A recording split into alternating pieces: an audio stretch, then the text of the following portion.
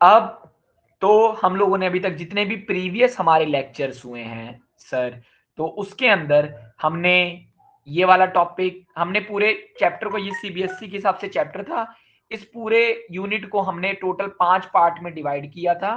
ठीक है सर, और इन पांचों पार्ट में हम लोग पहला पार्ट कर चुके, जिसमें इफेक्टिव इलेक्ट्रिक करंट और पोटेंशियल डिफरेंस था। हम दूसरा पार्ट कर चुके जिसमें ohm's law, resistance, resistivity factor, affecting resistance depend था। हम तीसरा पार्ट कर चुके जिसमें रेजिस्टर का कॉम्बिनेशन था सीरीज और पैरेलल में। हमने ये भी देख लिया कि हमसे एमसीक्यू में क्या क्या पूछा जा सकता है, हमने कुछ शॉर्ट ट्रिक्स भी देखी। ठीक है, उसके बाद हमने कॉन्सेप्ट भी देखा, और बोर्ड में जितने भी क्वेश्चन आ सकते हैं, मतलब क्वेश्चन जो पॉसिबल है, वो हमने क्वेश्चंस बनाए, और बनाने के अलावा उनके आंसर्स भी लिख के देखा कि उनके आंसर कैसे लिखने हैं। ठीक है, तो चैप्टर अगर 5 पार्ट में, तो हमने 3 पार्ट खत्म कर लिए, यानी लगभग 60% चैप्टर हो गया। और ये दोनों जो है पार्ट 4 और पार्ट 5 बहुत ही छोटा पोर्शन है जिसको आज हम लोग डिस्कस करेंगे। ठीक है, अब देखिए, अब समझना क्या है इस चैप्टर में और कैसे क्या क्या आएगा। ठीक है, अब देखिए ये जो टॉपिक है, जो कि टॉपिक क्या है, हीटिंग इफेक्ट ऑफ करंट, यानी अब जो चीज हम लोग पढ़ने जा रहे हैं वो है sir heating effect of current. क्या है वो? Heating effect of current. और शायद ये इस चैप्टर का सबसे इजी पोर्शन भी होगा, क्योंकि यहाँ पे कोई भी बहुत बड़ी चीज नहीं है। ठीक है, अब देखो तुमको समझना क्या है। अब यहाँ पे मैं एक बहुत सिंपल सी क्वेश्चन, एक कॉन्सेप्ट डिस्कस करते हैं। देखिए सर, मतलब कोई भी चीज, बस आप ऐसा समझिए कि अगर पहले हम लोग एक नॉर्मल बेसिक चीज समझते हैं, यहाँ पे लॉजिक सिर्फ एक ही जगह क्या लगता है, लॉजिक ये लगता है सर कि मैं ये जानता हूं जो वर्क होता है, वर्क वर्क जो होता है वो जूल में होता है। वर्क की यूनिट किस में होती है? जूल में। और आप लोग जानते हैं कि सर एक वर्क होता है जो कि होता है कि मतलब आप कोई भी काम करते हैं वो वर्क है। ठीक है, अब आप लोग जानते हैं कि वर्क की और एनर्जी की जो एसआई यूनिट है वो सेम है, वो भी क्या है सर? जूल है। ओके सर, जूल है। अब इस तरीके से अगर मैं नॉर्मल भाषा में समझूं, तो मैं जानता हूं सर, अब मैं इंटरेस्टेड किस में हूं इसके अंदर, इलेक्ट्रिक करंट के अंदर, तो मैं जिस चीज में इंटरेस्टेड होऊंगा, तो सबसे पहले मैं बात करूंगा पावर की। पावर क्या होता है? तो सर कभी भी फिजिक्स की भाषा में पावर होता है, अगर डेफिनेशन में जाऊं, तो rate of doing work, rate of doing work is called power. Okay sir, rate of doing work. अब sir rate of doing work कहने का ये मतलब क्या? अभी मैं कॉन्सेप्ट की बात कर रहा हूं, लॉजिक बदलेंगे, रेट ऑफ। तो रेट ऑफ कभी भी अगर किसी भी सेंटेंस के आगे लग जाए, तो मतलब इसका मतलब होता है, अगर रेट ऑफ जिसका भी रेट ऑफ डूइंग वर्क है, तो मतलब इसका मतलब हो गया कि वर्क, वर्क और रेट ऑफ की वजह से क्या लग गया? पर यूनिट टाइम। ठीक है सर, किसी समय में कितना काम होता है यही उसकी पावर को दिखाता है। किसी समय में कोई आदमी कितना काम करता है या कोई चीज कितना काम करती है, उसके पावर को दिखाता है। जैसे आप इस तरीके से मान लीजिए कि मान लो आप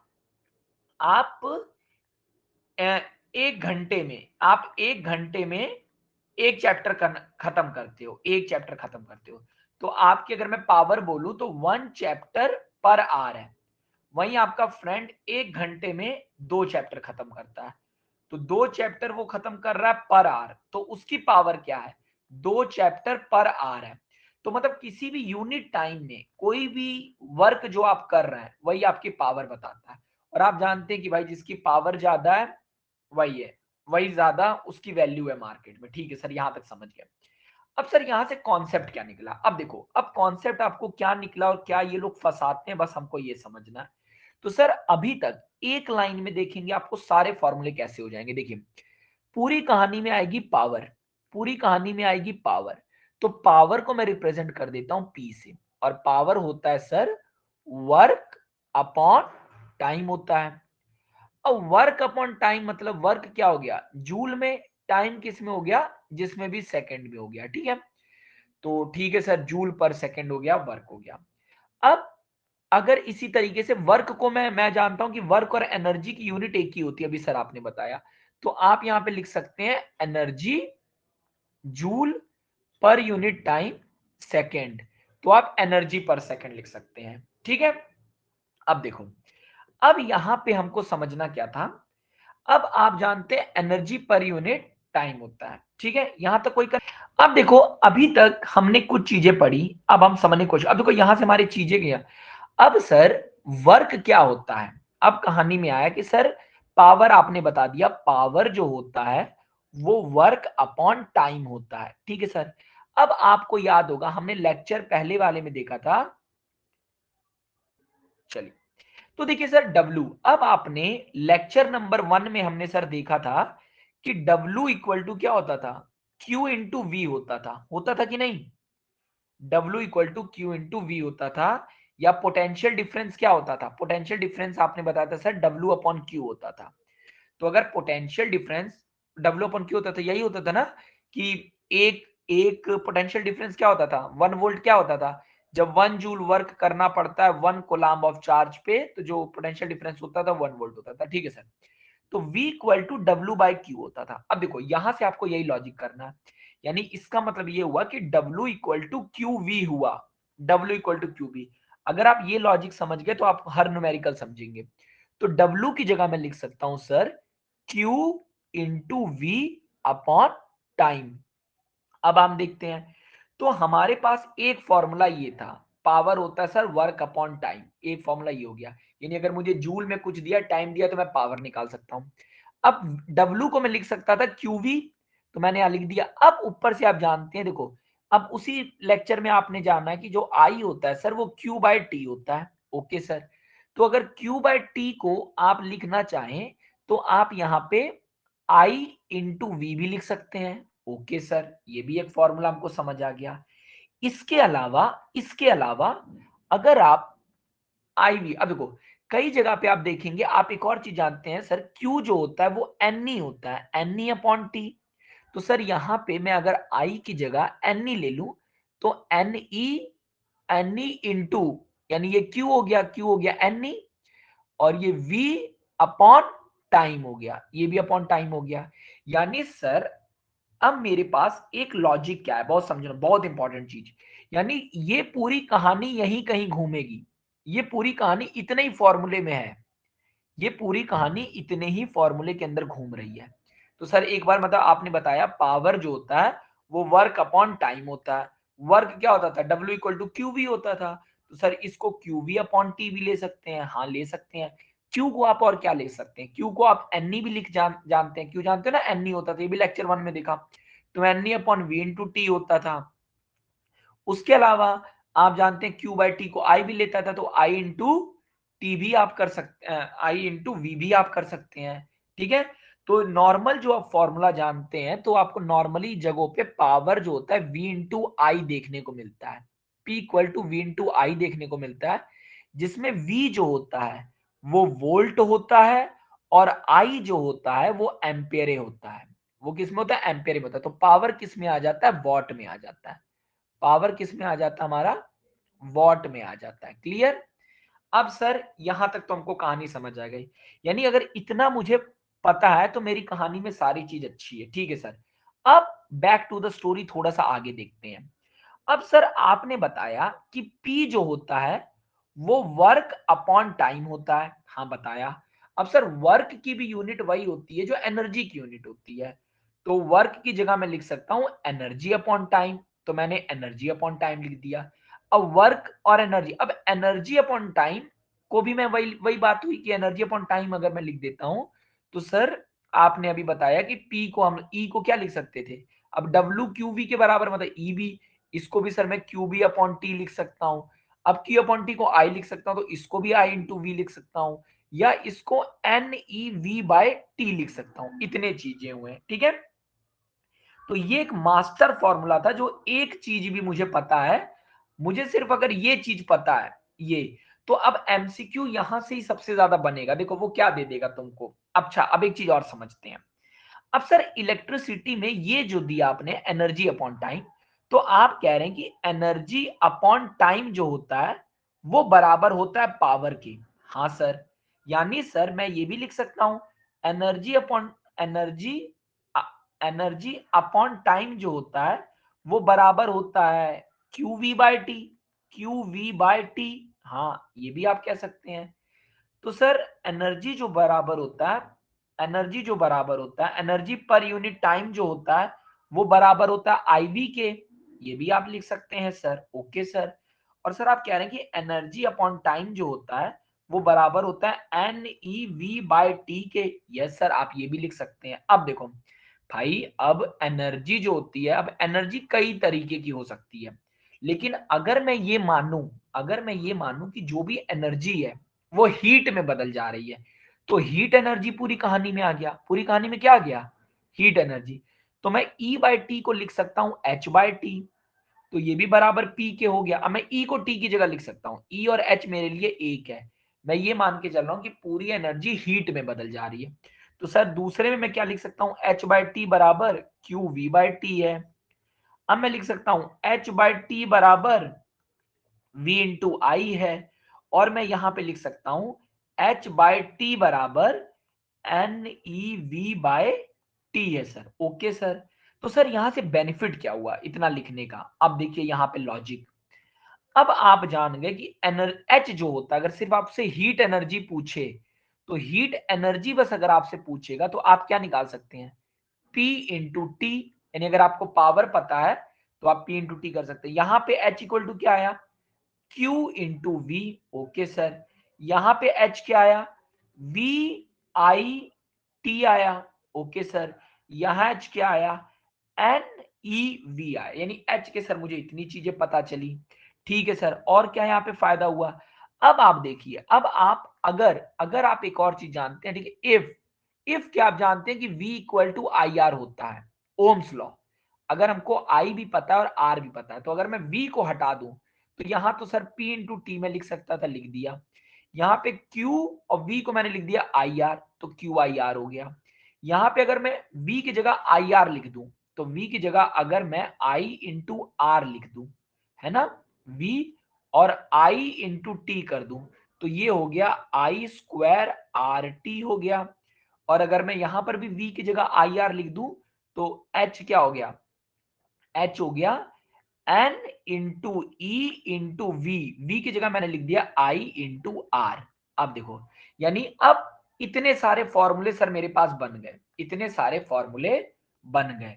अब इस फॉर्मूले में, अब देखो एमसीक्यू में कुछ भी भूल सकता है, या आपको देगा पावर, मतलब ये चीजें आपको लॉजिक याद रखना है, सीक्वेंस कैसे क्या है, सीक्वेंस कैसे क्या, चीजें कैसे इंटर रिलेटेड है। तो अब देखिए, अब ये आपको एक इस चीज को अगर आप ध्यान से देखोगे, तो ये चीज आपको सबसे ज्यादा देखने को मिलती है कि नहीं? ठीक है, किताबों में भी यही दिया रहता है, लेकिन कुछ भी दे सकता है वो, क्योंकि जब एमसीक्यू पूछेगा तो आप कुछ भी करेगा तो हम लॉजिकल सीक्वेंस सही रखेंगे।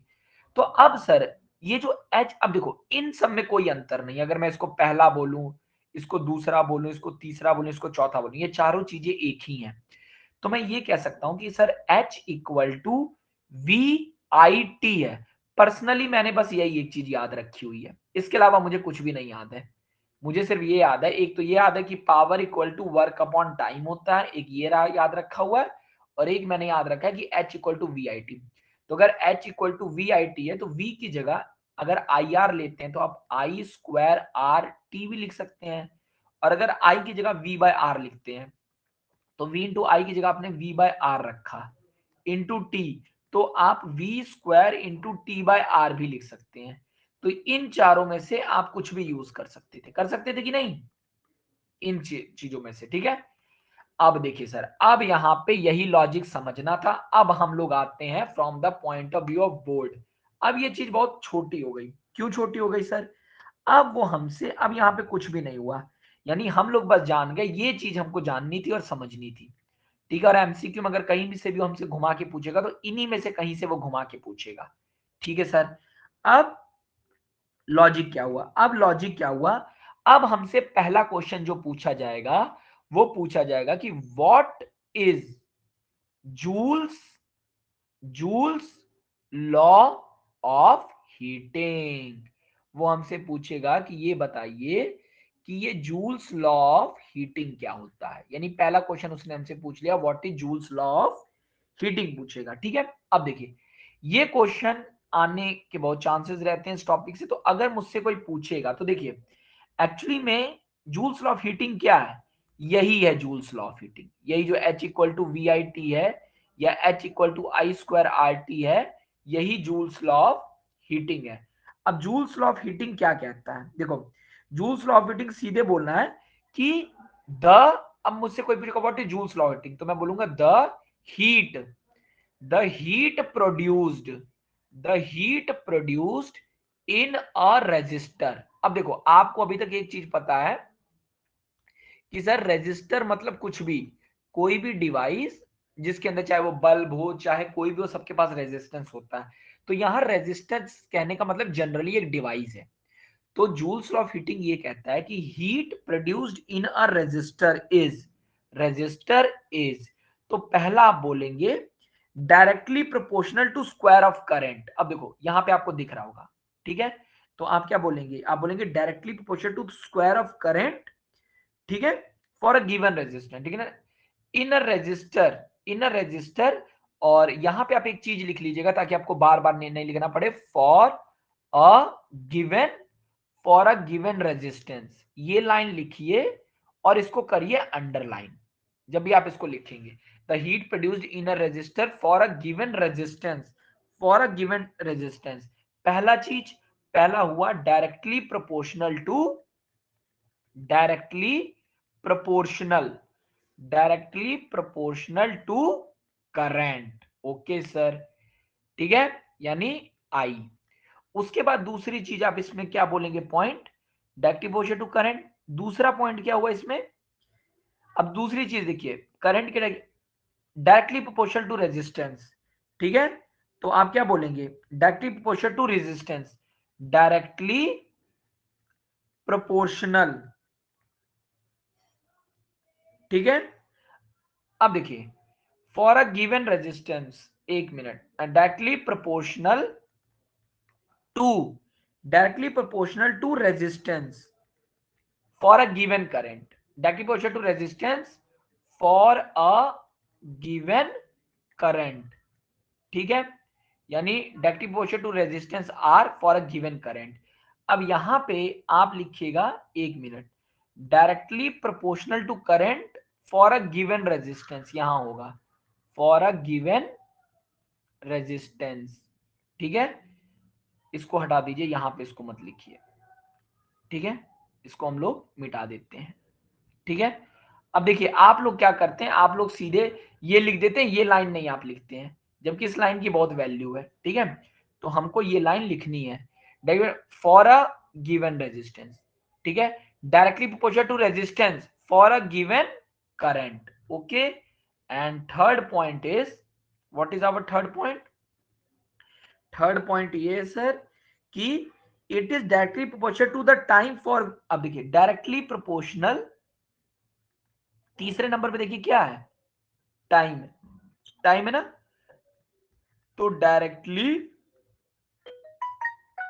प्रोपोर्शनल डायरेक्टली प्रोपोर्शनल टू क्या बोलेंगे? Time, time for which current flows. Okay,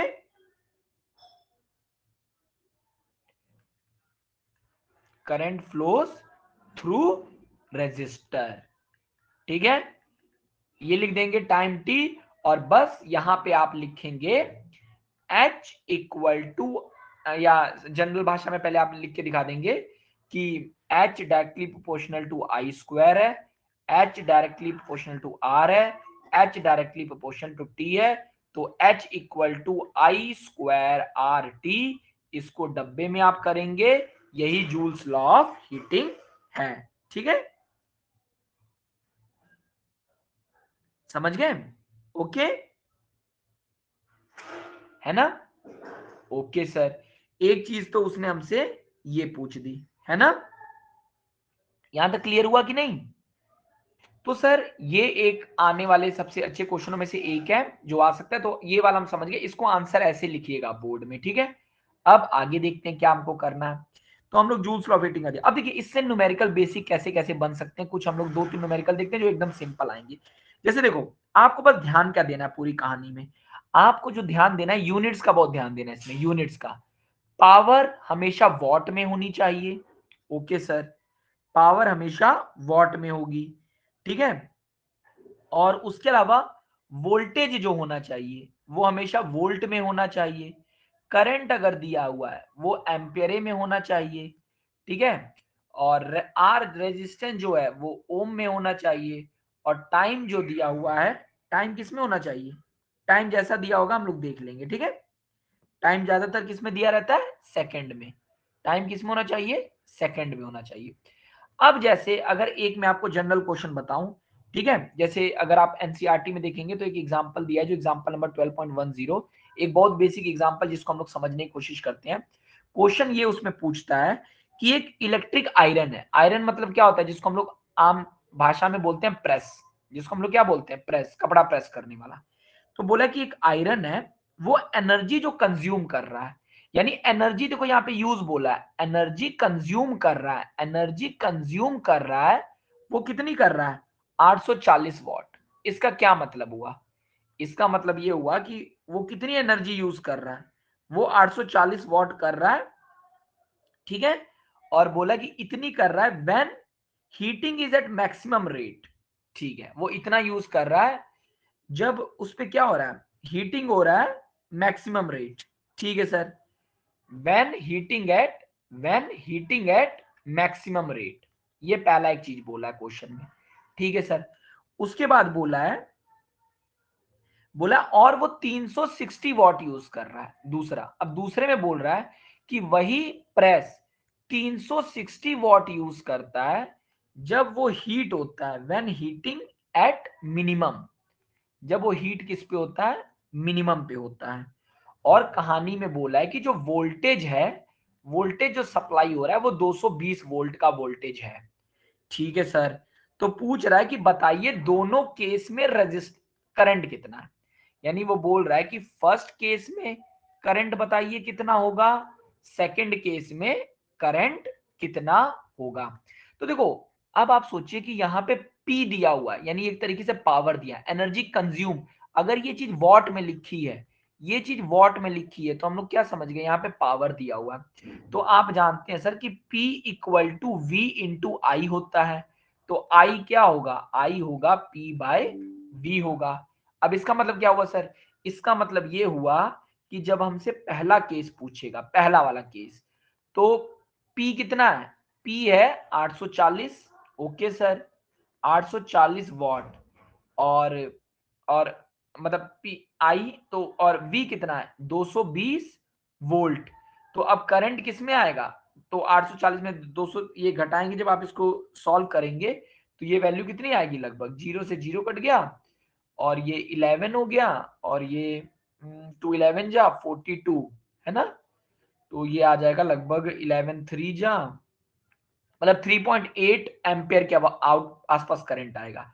और दूसरे केस की बात करें तो दूसरे केस में आई क्या होगा, P बाय बी, अब P क्या है दूसरे केस में 360 वॉट, तो 360 बट्टा 220 W बाय बी, तो ये वैल्यू जब आप सॉल्व करेंगे तो ये लगभग कितनी आएगी, इसको जब आप सॉल्व कर रहे हैं तो 1.64 एम्पियर समथिंग आ रहा है। अब देखो, अब आप सिंपल बात समझिए, आपको ये बात यहाँ पे, अब देखो यहाँ पे लॉजिक क्या समझना है, इस क्वेश्चन को क्यों हम लोग समझाते हैं। एक चीज आपको क्लियर हो गई कि जितना ज्यादा करंट होगा पावर उतनी ज्यादा होगी। अगर आपने वोल्टेज सेम दिया है, लॉजिक देखो एमसीक्यू पॉइंट ऑफ व्यू से, यानी आपको पता है कि अगर V कांस्टेंट है, अगर वोल्टेज आप कांस्टेंट दे रहे हैं, वोल्टेज आप कांस्टेंट दे रहे हैं, तो पावर जो होती है वो डायरेक्टिव प्रोपोर्शनल टू आई होती है। यानी आप ऐसे समझिए, इसका क्या कहने का मतलब, आप देखिए, जब वोल्टेज कांस्टेंट हो गया, अगर आप वोल्टेज कांस्टेंट दे रहे हैं और पावर बढ़ रही है, तो यानी अगर सर V नहीं बढ़ रहा है और पावर बढ़ रही है, तो इसका कंफर्म मतलब आई बढ़ रहा होगा। आई बढ़ने का मतलब क्या होगा, आई मतलब होता है Q बाय टी, यानी चार्ज बहुत ज्यादा रफ्तार से किसी जगह से पास हो रहा है। अब चार्ज जितने जितने इलेक्ट्रॉन्स किसी जगह से पास होंगे, एक जगह से, तो वो आपस में टकरा रहे होंगे, तो जितना ज्यादा टकराएंगे उतनी ज्यादा हीट पैदा होगी। तो सिंपल सी बात है सर, है ना। तो जितना ज्यादा करंट होगा उतनी ज्यादा हीट पैदा होगी, यानी करंट जितना ज्यादा हीट उतनी ज्यादा। क्लियर हुआ कि नहीं, क्लियर, ठीक है ना। हाँ, और एक क्वेश्चन और इसी में पूछा था कि मतलब एक तो ये पूछा था और दूसरा पूछा था कि रेजिस्टेंस बता दीजिए। दूसरा इस क्वेश्चन का पार्ट ये था कि आप हमको रेजिस्टेंस भी बता दीजिए। तो अब रेजिस्टेंस क्या होता है, रेजिस्टेंस, ठीक है, रेजिस्टेंस तो आप हमेशा से जानते हैं कि रेजिस्टेंस कैसे, मान लो किसी दोनों केस का रेजिस्टेंस भी, अब आर क्या होता था, वी बाय आई होता था। तो पहले केस में जब पहला केस लेंगे तो वोल्टेज 220 है, आई कितना है 3.8, तो 220 अपॉन 3.8 कर दोगे तो ये वैल्यू जब भी सॉल्व करोगे तो मान लो ये आएगी 57.6 ओम। ये याद रखना, ये वोल्ट में होना चाहिए, एम्पियर में होना चाहिए, तभी ये ओम में आएगा। और अगर दूसरे केस में 220 है और करंट कितना है 1.64, तो 1.64 ये V है, ये A है, तो ये वैल्यू लगभग कितनी आई 134.15 ओम। यहां तक क्लियर हुआ कि नहीं, इज इट क्लियर, है ना।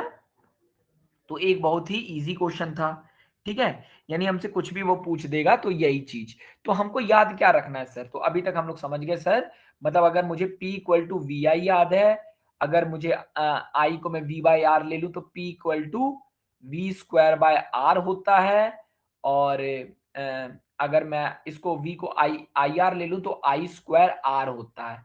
अब सर यही P क्या होता है, एनर्जी अपॉन टाइम, और एनर्जी को H लिखते हैं, तो H अपॉन टाइम अगर मैं इसको वी आई कर दूं और इसको वी स्क्वायर बाय आर कर दूं और इसको आई स्क्वायर बाय आर कर दूं, तो सर यही सिंपल भाषा में एच वी आई टी भी हो सकता है, ठीक है, वो बराबर हो सकता है V square by R T के भी हो सकता है सर, और वो बराबर हो सकता है आई स्क्वायर आर टी के बराबर।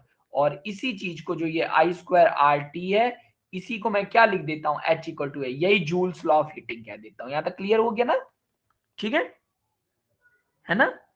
चलिए, यहां तक कुछ नहीं होगा, बस आपको याद क्या करना है एक बार और बता देता हूं, पूरी कहानी में आपको ये चीज पता होनी चाहिए, और दूसरी पावर को वॉट में लीजिएगा, टाइम को सेकंड में लीजिएगा, देखो हो सकता है टाइम मिनट में दे दे तब भी सेकंड में लेना, ठीक है, वोल्ट वी को वोल्ट में लीजिएगा हमेशा, आई को एम्पेयर में लीजिएगा करंट को, और पावर को डब्ल्यू यानी इसको जूल में लीजिएगा, एनर्जी को भी हमेशा जूल में लीजिएगा, बस इतना ही आपको करना है, और रेजिस्टेंस को हमेशा ओम में लीजिएगा। क्लियर है ना। चलिए, अब हमसे एक तो क्वेश्चन सर इस टॉपिक से पूछेगा what is Joule's law of heating, और एमसीक्यू पूछेगा तो यहीं कहीं से वो एमसीक्यू घुमा के पूछ देगा, ठीक है। अब दूसरा वो क्वेश्चन हमसे पूछेगा कि what are the application of heating effect of electric current, ठीक है, एप्लीकेशन बताइए, एप्लीकेशन ऑफ हीटिंग, मतलब भाई करंट हीट कर रही है, यानी जो करंट से हीट पैदा हो रही है उसका हम क्या क्या यूज कर सकते हैं, heating effect of current. Clear,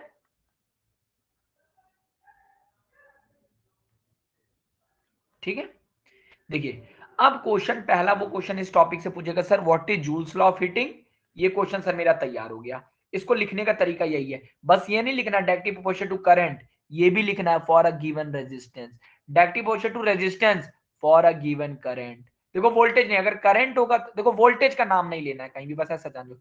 अगर बोलना है directly proportional to, oh sorry square of current होगा ना, square of current, directly proportional to square of current for a given resistance, ये पॉइंट लिखिए, directly proportional to resistance for a given current, voltage का नाम नहीं लेना, directly proportional to time which current flows through the resistor, जब तक current flow रहा है, ठीक है सर, ये हो गया। फिर एक एग्जांपल ऐसे ही बनेगा, इससे ज्यादा नहीं होगा। अब वो हमसे पूछेगा कि मतलब हम लोग क्या कर सकते हैं, मतलब इसका यूज क्या है, ठीक है, यानी इस चीज का मतलब ये है कि जो भी आपके पास, देखो अब ये कह रहा है कि जो भी आपके पास करंट है उसको आप हीट में बदल के क्या आपको फायदा मिल रहा है, ठीक है ना। अब देखो, अब आप एक चीज समझिए, यहां पे एक लॉजिक समझिए, ये लॉजिक क्या है, लॉजिक ये है सर, अगर कभी भी पूरी कहानी में हीट होगा, ठीक है ना, तो अगर देखो अगर हीट बढ़ेगी, हीट बढ़ रहा है, यानी इसका मतलब हुआ सर कुल मिला जुला के टेम्परेचर बढ़ रहा है, टेम्परेचर बढ़ रहा है। अगर सर टेम्परेचर बढ़ रहा है तो टेम्परेचर बढ़ने से प्रॉपर्टीज कुछ बदलेंगी, कुछ प्रॉपर्टीज बदलेंगी, और यही प्रॉपर्टीज का बदलना इंसान देखो अपने यूज में कैसे लाएगा, ठीक है ना। अब अगर मुझे इसका फायदा कहां का मिलता है तो मैं कुछ डिवाइसेस के नाम लिखता हूं, जैसे कि मैं पहले नंबर पे आप वो लिख सकते हैं, मतलब आयरन, वही आयरन जिसको आप प्रेस कहते हैं, ठीक है, ये कॉन्सेप्ट यूज करता है। और कौन सा है आपका टोस्टर, टोस्टर में भी यही कॉन्सेप्ट यूज होता है। तीसरे नंबर पे ओवन, वहां पर भी यही कॉन्सेप्ट यूज होता है। ठीक है, उसके बाद आप देखते हैं केटल, जो इलेक्ट्रिक केटल आता है उसमें भी यही कॉन्सेप्ट यूज होता है। उसके बाद इलेक्ट्रिक हीटर। ठीक है, तो आपसे क्वेश्चन ये पूछ सकता है, अगर मान लो आपसे पूछ दे कि write the name of some appliances या devices based on Joule's law of heating, तो आप इन सारे डिवाइसेस का नाम लिख सकते हो। क्लियर हो गया कि नहीं, है ना, ये होते हैं। ठीक है, ये हो गया, यहां तक क्लियर है कि नहीं, ठीक है।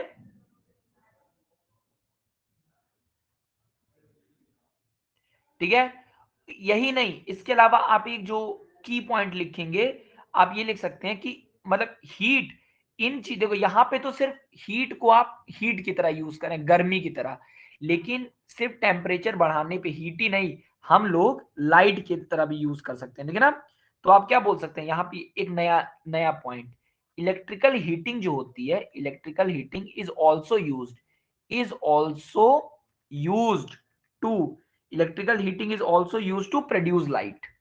तो अगर आपसे पूछे कि एप्लीकेशन में अगर पूछे, तो एक एप्लीकेशन तो पहला ये हुआ कि ये सारे अप्लायंसेस वर्क करते हैं हीटिंग के, और दूसरा एप्लीकेशन क्या है, इलेक्ट्रिक हीटिंग को आप यूज कर सकते हैं टू प्रोड्यूस लाइट। यही तो बल्ब में करते हैं ना, बल्ब में क्या होता है, वो इतना ज्यादा गर्म हो जाता है, क्या कहते हैं, जो फिलामेंट होता है बल्ब का इतना ज्यादा गर्म हो जाता है ना, तो वो लाइट निकालने लगता है। क्लियर हुआ कि नहीं, है ना। बस हम लोग ऐसा मेटल यूज करना है जिसका बॉइलिंग पॉइंट बहुत ज्यादा हो, ठीक है, क्लियर हुआ, ठीक है। अब यहाँ पे एक क्वेश्चन जनरली वो कभी कभी पूछ देता है, कि क्वेश्चन पूछ सकता है, एक मान लो कुछ ये पूछ दिया, मान लो लाइट पे ही पूछ दिया कि इज मतलब is heating can be use to produce light, तो आपने बोला yes it can be use to produce light, okay sir. उसके बाद वो ये पूछ सकता है कि मतलब क्यों, वो मतलब कौन सी गैस भरते हैं या क्या हम लोग करेंगे, ठीक है। तो आप यहाँ पे एक नोट लिखे रहिएगा, मतलब ये एप्लीकेशन मत लिखिएगा, ये क्वेश्चन जब भी आएगा तो आपके दिमाग में ये चीज रहनी चाहिए। और वो दिमाग बस इतना ही है कि जो कभी भी बल्ब के अंदर आप जो भी गैस भरेंगे, वो पूछेगा कौन सी गैस भरेंगे, ठीक है ना। तो आप लिख सकते हैं chemically inactive gas, chemically inactive inactive gas आप भर सकते हैं। एग्जाम्पल नाइट्रोजन, आप नाइट्रोजन भर सकते हैं, आप आर्गन भर सकते हैं जो इजिली अवेलेबल हो, ठीक है। नाइट्रोजन और आर्गन भर सकते हैं, ठीक है। और क्यों करते हैं, टू इंक्रीज इंक्रीज फिलामेंट की लाइफ, फिलामेंट की लाइफ। क्यों, देखो आपको ये पता है कि जो अंदर होता है वो मेटल होता है, अगर आप नहीं करेंगे तो आपको पता है, देखो यहाँ दिक्कत क्या हो रही है, दिक्कत ये हो रही है कि आप यूज कर रहे हैं मेटल, है ना। अब मेटल को जब आप हीट कर रहे हैं, जब मेटल को आप हीट कर रहे हैं, और मान लो गलती से ऑक्सीजन है, तो वो मेटल के साथ रिएक्ट करके मेटल ऑक्साइड बना लेगा, ठीक है। तो मेटल ऑक्साइड कहने का मतलब अब मेटल जल्दी खत्म होना शुरू हो जाएगा, यानी ये रिएक्शन हम नहीं चाहते हैं। इसी चीज से हमको बचना है, इसी चीज से हमको बचना है, इसी चीज से बचने के लिए हम लोग उसमें भर रहे हैं। यहां तक क्लियर हुआ कि नहीं, is it clear to everyone, ठीक है। तो सर ये तो दो दो आपने बता दिया एप्लीकेशन। पहला एप्लीकेशन जो बताया आपने, आपने बताया कि उसका in heating appliances such as iron, kettle, toaster, electrical oven, heater. दूसरा आपने बोला कि it is use to produce light, ठीक है। अब बच्चे पता क्या करते हैं, बच्चे इसी क्वेश्चन का आंसर जब लिखते हैं कि what are the application of heating effect of current, तो पहला लिखेंगे it is used in iron, दूसरा लिख देंगे it is used in toaster, it is used in oven. तो ये बेकार है ऐसे लिखना, क्योंकि भाई ये नहीं है, हीटिंग इफेक्ट ऑफ करंट का ये यूज है। पहला, हीट को हम यूज कर सकते हैं जहां हीट की जरूरत है, अब लाइट को हम वहां यूज कर सकते हैं जहां लाइट की जरूरत है, ठीक है ना। तीसरा जो सबसे बड़ा इसका एग्जांपल है वो कौन सा है, जूल्स हीटिंग का, ठीक है ना। फ्यूज, फ्यूज इन इलेक्ट्रिक सर्किट, फ्यूज इन इलेक्ट्रिक, इस तरीके से आप लिखेंगे ना तभी आपको नंबर मिलेगा, टीचर समझ जाएगा कि आप की तैयारी बहुत अच्छी है, ठीक है। फ्यूज इन इलेक्ट्रिक सर्किट, ठीक है ना। फ्यूज क्या करता है आपको पता ही है, ठीक है, फ्यूज इन इलेक्ट्रिक सर्किट। अब फ्यूज से रिलेटेड दो तीन चीजें बस आपको पता होनी चाहिए। फ्यूज क्या करता है, अगर क्वेश्चन आपसे आ जाता है फ्यूज से रिलेटेड, तो चलो फ्यूज से रिलेटेड आपको आएगा तो एक क्वेश्चन आपको वो पूछ देगा कि मान लो आपसे वो पूछ देगा कि फ्यूज क्या करता है, यूज ऑफ फ्यूज, ठीक है ना, ठीक है। तो यूज क्या है, मतलब इट स्टॉप हाई करंट, अगर कभी भी हाई करंट आएगी तो ये उसको रोक देगा, ठीक है। दूसरा इसका फ्यूज का यूज क्या है सर, दूसरा सबसे बड़ा यूज क्या है, एक चीज पूछता है कि फ्यूज आप लगाते कैसे हैं, ठीक है ना। तो याद रखना, fuse is always placed in series, भाई सिंपल सी बात है, क्यों सीरीज में करेंगे, is always placed in series, आप समझ लो। ये सबसे बड़ा फ्यूज का टॉपिक का इंपॉर्टेंट पॉइंट है ये वाला, कि फ्यूज को हमेशा सीरीज, भाई क्योंकि करंट की वैल्यू सबसे मैक्सिमम कब आती है, सीरीज में ही आती थी ना, याद करिए। पैरेलल में करंट बढ़ जाता है, सीरीज में करंट हमेशा मैक्सिमम रहता है। तो फ्यूज का काम क्या है, हाई करंट को रोकना, तो वो उसी करंट को रोके ना जो सबसे ज्यादा है, तो उसको आप हमेशा सीरीज में लगाइए। क्लियर है कि नहीं। तो आपसे एक नंबर का क्वेश्चन पूछ देगा ये जैसे भी, तो ये चीज आपको होना चाहिए, ठीक है ना, ठीक है। और आप इसमें जो भी लगा दें, क्लियर है कि नहीं। अब क्या होता है, फ्यूज किस फिनोमिना पे बेस होता है, ये आपको पता है, हीटिंग इफेक्ट ऑफ जूल्स पे ही होता है, ठीक है ना। क्योंकि मतलब बस आप समझ लो कि अगर अगर आई इंक्रीज होगा, आई इंक्रीज होगा, तो आप जानते हैं एच इक्वल टू क्या होता था, मतलब आई स्क्वायर आर टी, एच क्या होता था, आई स्क्वायर आर टी। अब अगर आई इंक्रीज होगा तो इसका मतलब एच इंक्रीज होगा, अगर एच इंक्रीज होगा तो जो वायर होगी वो हीट होगी, यानी वो वायर मेल्ट हो जाएगी, वो मेल्ट हो जाएगी तो हमारा जो डिवाइस है वो सेफ हो जाएगा, यहां तक क्लियर है ना। या नॉर्मल भाषा में कहें, सर्किट ब्रेक हो जाएगा, सर्किट क्या हो जाएगा, ब्रेक हो जाएगा। तो ये तो क्वेश्चन था जब आपसे फ्यूज के बारे में कुछ पूछ दे, लेकिन अगर सिर्फ आपसे पूछे कि what are the uses of application of Joule's law of heating, तो आप तीसरे पॉइंट में बस यही एक लाइन लिखिएगा, फ्यूज इन इलेक्ट्रिक सर्किट। क्लियर, क्लियर है ना, ठीक है ना। और एक आप एक और चीज याद रखिए,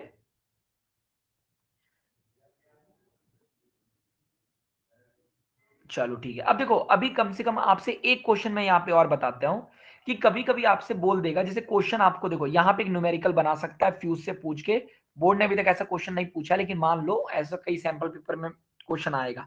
वो क्वेश्चन ये आता है कि मान लो तुमको पावर दे देगा, तुमको पावर दे देगा, ठीक है, और अब पावर होता है किलोवाट में या वॉट में दे देगा, जैसा भी दे देगा।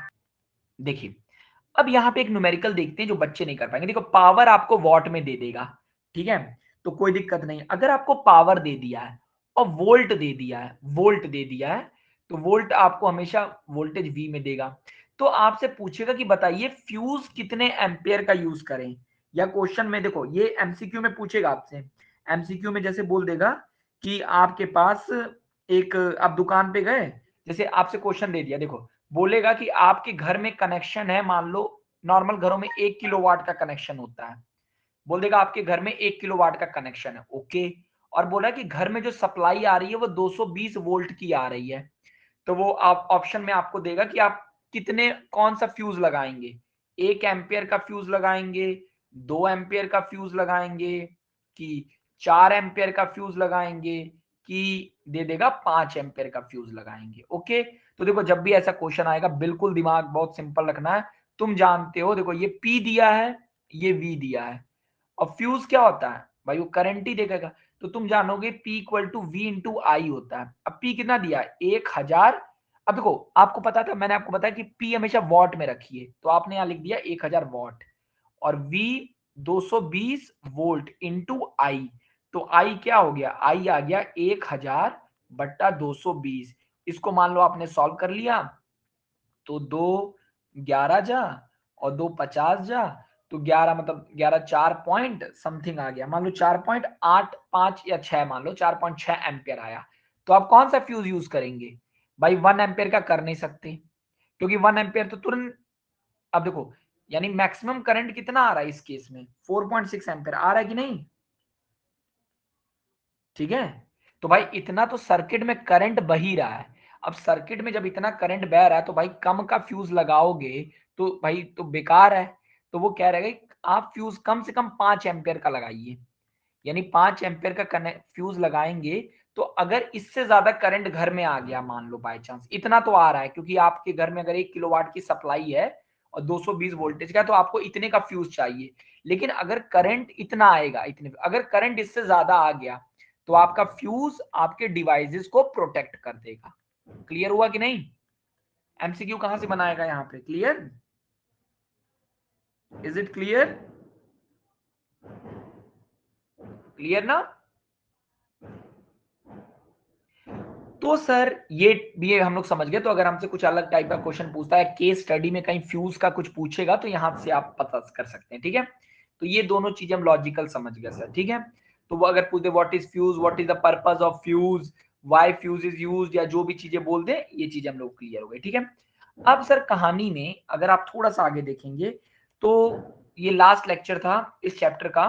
ठीक है, जिसमें हमको क्या क्या पढ़ना था, हमने इलेक्ट्रिक पावर भी पढ़ लिया। देखो ये चैप्टर अगर आप ध्यान से देखोगे तो ये चैप्टर हमने ये वाला लेक्चर कर ही लिया। ये तो इसमें हीटिंग इफेक्ट ऑफ करंट पढ़ लिया, इलेक्ट्रिक पावर भी एक तरीके से पढ़ लिया। ठीक है, थोड़ा बहुत और देख लेते हैं तो इस चैप्टर का ये चीज खत्म हो गई। ठीक है, अब यहाँ पे इलेक्ट्रिक पावर जैसा एक टॉपिक मान लो बचा हुआ है, थोड़ा सा इसको मैं और आपको डिटेल बता देता हूँ कि आपको समझना क्या है। देखिए अभी तक आपको पता चल गया कि एक चीज आपको पता है कि जो P होता है वो V इंटू आई होता है। ठीक है, तो अगर कोई भी मुझसे पूछे कि व्हाट इज इलेक्ट्रिक पावर, अगर क्वेश्चन मान लो मेरे से बोर्ड ने पूछा कि व्हाट इज इलेक्ट्रिक पावर, ठीक है, तो इस क्वेश्चन के लिए भी मुझे तैयार रहना है कि व्हाट इज इलेक्ट्रिक पावर। तो आपको याद आ रहा होगा कि सर आपने तो बताया ये पावर वर्क अपॉन टाइम होता है, आपने बताया ये पावर एनर्जी अपॉन टाइम होता है, आपने बताया ये पावर हीट अपॉन टाइम होता है। ठीक है, ये वाला याद रखना था। ठीक है, तो अगर मुझसे कोई पूछे कि व्हाट इज इलेक्ट्रिक पावर, तो मैं सिंपल भाषा में क्या कह सकता हूं? मैं सिंपल भाषा में ये कह सकता हूं कि the rate at which electric energy is consumed, ठीक है ना, या इन एन इलेक्ट्रिक सर्किट, किसी भी इलेक्ट्रिक सर्किट में, इन an electric circuit the rate, the rate at which, the rate at which electrical energy, electrical energy is consumed, electrical energy is consumed. ठीक है, ठीक है सर, ये जिस भी रेट पे होता है इसी को वो कहते हैं। अब यहाँ पे आप जान गए कि अब आप इसके नीचे आप लिख देंगे P इक्वल टू क्या होगा, rate at which electrical energy is consumed, यानी यहाँ पे आप लिख सकते हैं मतलब P इक्वल टू वी आई। जबकि रियलिटी क्या थी? रियलिटी तो सर ये थी कि sir energy is consumed, energy upon time हो गया। E क्या होता था? W बाई टी होता था सर। W क्या होता था? क्यू वी बाई टी हो गया, क्यू बाई टी आई हो गया, तो वी आई, यही वी आई मैंने लिख दिया। तो P इक्वल टू वी आई आप लिख के डब्बे के अंदर कर देंगे। ठीक है, उसके बाद वो आपसे पूछेगा कि व्हाट इज, अब देखो एक चीज ये हो गई। ठीक है, इसके बाद आपको पता होना चाहिए एसआई यूनिट। तो सर यहां से देख के ही पता चल गया कि पावर है, पावर की एसआई यूनिट क्या होती है? पावर वॉट होता है। तो मैं यहां लिखूंगा the SI unit of power is, the SI unit of, ये बोर्ड में डायरेक्ट पूछता है कि एसआई यूनिट एनर्जी की बताइए, पावर की बताइए, तो SI unit of power is what. अगर वॉट लिखेंगे तो डब्ल्यू छोटा लिखिएगा, और जब यहां रिप्रेजेंट करेंगे तो कैपिटल डब्ल्यू से कर दीजिएगा। ठीक है, ओके। इसके अलावा वो हमसे क्वेश्चन एक पूछेगा, वो क्वेश्चन क्या पूछेगा? What is 1 watt of power, what is 1 watt, 1 watt of power क्या है? तो आप देखो आप क्या बोलोगे, इन एन इलेक्ट्रिक सर्किट, ठीक है, if the electrical energy is consumed 1 joule in 1 second.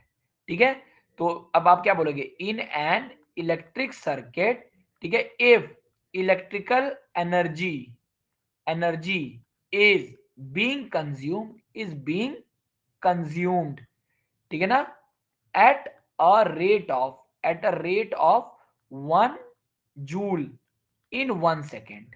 यानी कहने का क्या मतलब हुआ, यानी 1 वॉट क्या होगा?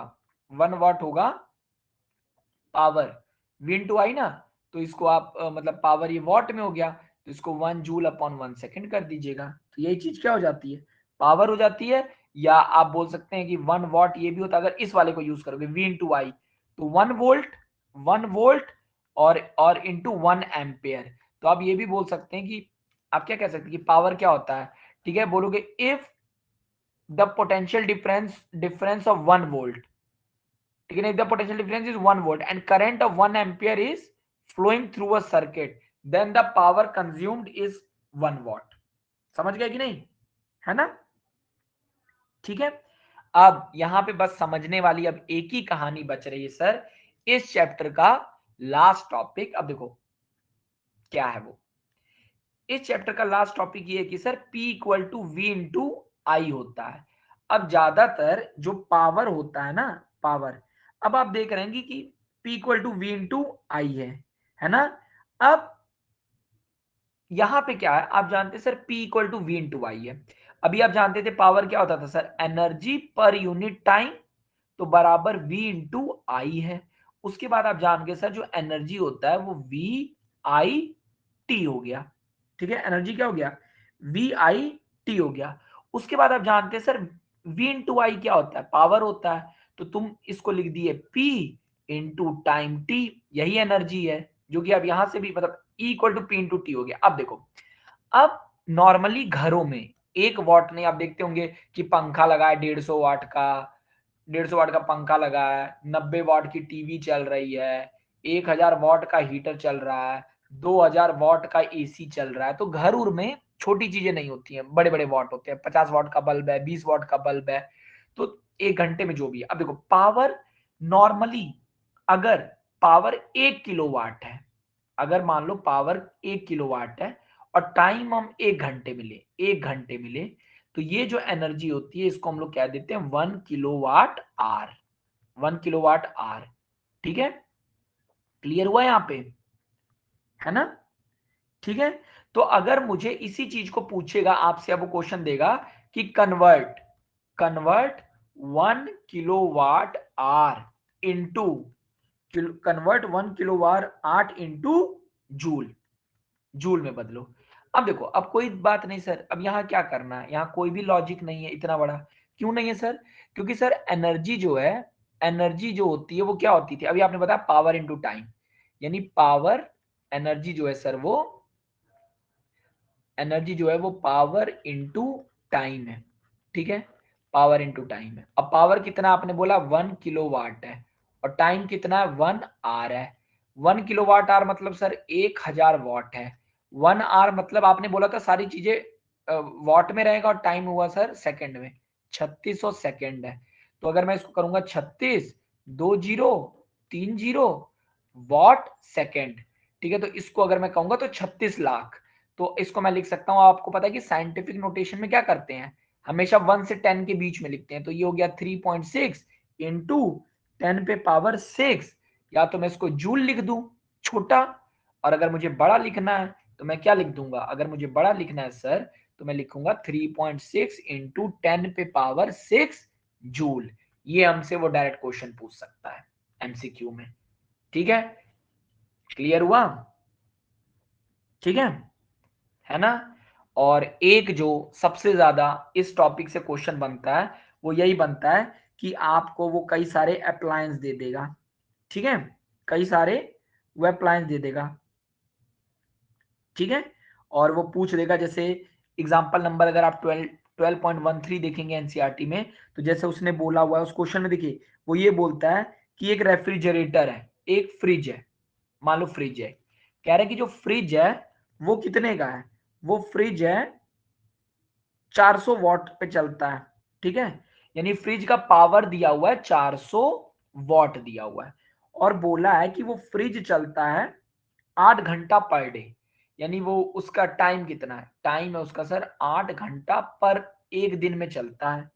ओके सर, तो क्वेश्चन में बोला है कि अगर बताइए बिजली का बिल कितना आएगा, कॉस्ट ऑफ एनर्जी बताइए, कॉस्ट ऑफ एनर्जी, यानी बिजली का बिल कितना आएगा, अगर अगर बिजली का बिल कितना आएगा, अगर 1 किलोवाट आवर का खर्चा है 3 रुपए, ओके सर, 1 किलोवाट आवर का 3 रुपए, और टाइम कितना है 30 दिन, 30 दिन लग रहा है, 30 दिन लग रहा है। ये तो एक दिया, हो सकता है आपको कई चीजें दे दें, दे दे, फ्रिज भी दे दे, पंखा भी दे दे, कुछ भी दे दे। देखो तो लॉजिक बहुत सिंपल है, लॉजिक बहुत सिंपल ही है सर कि देखो पावर है 400 वॉट, यानी 1 घंटे में फ्रिज कितना खर्च कर रहा है? 1 घंटे में फ्रिज कर रहा है 400 वॉट खर्च। तो 8 घंटे में कितना खर्च करेगा सर? 8 घंटे में फ्रिज करेगा 400 गुणे 8। तो 8 घंटे में 400 गुणे 8 watt into R, watt R खर्च करेगा। तो यानी 3200 वॉट आर खर्च करेगा। और तो ये एक दिन का खर्चा है, मतलब 1 डे में 8 तो एक दिन में इतना। तो 30 दिन में कितना करेगा सर? 30 दिन में करेगा 30 इंटू 3200 वाट आर। तो अगर मैं इसको करूंगा तो 3 दूनी 6, 3 3 9, 96,000 वॉट आर। अब आपको पता है सर 1000 को मैं यानी 96 किलो वाट आर वो खर्च हो रहा है एनर्जी। और आप कभी भी किसका खर्चा देते हैं? 1 किलोवाट आर का देते हो कि नहीं? तो अब गवर्नमेंट ये कह रहा है सर कि 1 kWh का जो खर्चा है, तो इसका खर्चा कितना होगा अगर रुपीज में निकालना पड़ेगा? तो 96 इंटू 3, तो ये 3 6 का 8 answer 1 3 9 27 288 rupees INR, Indian rupees. Clear हो गया कि नहीं? Is it clear? Clear guys? Okay, ठीक है। अब एक पॉइंट बस आप याद रखिएगा, from the assertion and reason point of view एक स्टेटमेंट आपको दे सकता है, ये बात एकदम याद रखिएगा। ये पॉइंट ये कहेगा कि मतलब अब बस अगर मैं आपको सिंपल पूछूं ये स्टेटमेंट ट्रू है कि फॉल्स है, बस ये याद रखो। अगर एक स्टेटमेंट लिखी है कि electrons electrons are consumed electrons are consumed in an electric circuit, ये आपसे रीजन दे देगा। ये रीजन में ही कभी कुछ ऊपर कोई स्टेटमेंट देगा, नीचे पूछेगा रीजन कि क्या इलेक्ट्रॉन्स कंज्यूम होते हैं इलेक्ट्रिक सर्किट में? तो सर इसका आंसर है नो। इसका आंसर क्या है? नो, यानी ये स्टेटमेंट गलत है। ठीक है, electrical energy are not consumed in इतना। ठीक है, क्लियर हुआ कि नहीं? है ना? चलिए इस तरीके से इस चैप्टर को हम लोगों ने फिनिश कर लिया थ्योरेटिकली। अब इस चैप्टर में थ्योरेटिकली हमारे पास कुछ भी नहीं बचा है। Okay, so now in the next lecture, ठीक है, जो कल लेक्चर होगा उसके अंदर 2015 से लेके 2022 तक इस चैप्टर से, इलेक्ट्रिक करंट चैप्टर से जितने भी क्वेश्चंस आए हैं वो हम लगाएंगे। ठीक है, ओके। इतना देखने के बाद आपको पता चल गया, देखिए यहां तक आपको मैंने क्लियर कर दिया कि बोर्ड में आपको आंसर कैसे लिखना है, और आप ऐसे ही आंसर लिखिए, आप फुल मार्क्स फेच करेंगे। ठीक है, पहला फायदा होगा आपके फुल मार्क्स होंगे। उसके बाद एमसीक्यूज में आप अच्छा करेंगे।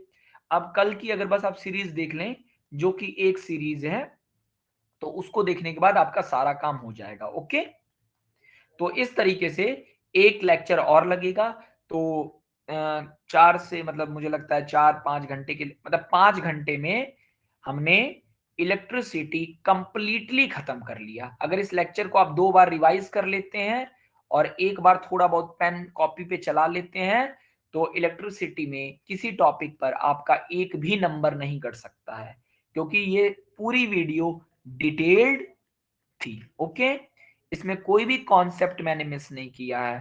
ठीक है, और आप देखेंगे कल से कि हमसे बोर्ड्स के क्वेश्चन कितनी जल्दी हो रहे हैं, लेकिन बोर्ड्स के क्वेश्चन देखना बहुत जरूरी है हमारे लिए। ओके, चलिए ठीक है, so we will now move.